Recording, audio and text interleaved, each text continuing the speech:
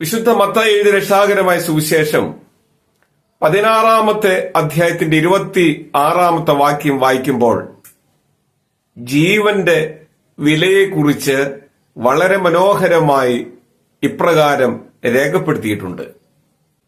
ലോകം മുഴുവൻ നേടിയിട്ടും പ്രാണൻ നഷ്ടപ്പെട്ടാൽ അവന്റെ ജീവിതം നിരാശാജനകമായി മാറുന്നു എന്നാണ് ദൈവത്തിന്റെ വചനം നമ്മളോട് പറയുന്നത്. സർവ്വലോകത്തേക്കാൾ വിലയേറിയതാണ് മനുഷ്യന്റെ ജീവൻ എന്നാണ് ചുരുക്ക ഭാഷയിൽ സുവിശേഷം നമ്മളോട് പറയുന്നത്. 49 സങ്കീർത്തനത്തിന്റെ 15 വാക്യം പരിശോധിക്കുമ്പോൾ സങ്കീർത്തനക്കാരൻ മനുഷ്യജീവനെ കുറിച്ച് വളരെ സുന്ദരമായി രേഖപ്പെടുത്തിയിട്ടുണ്ട്.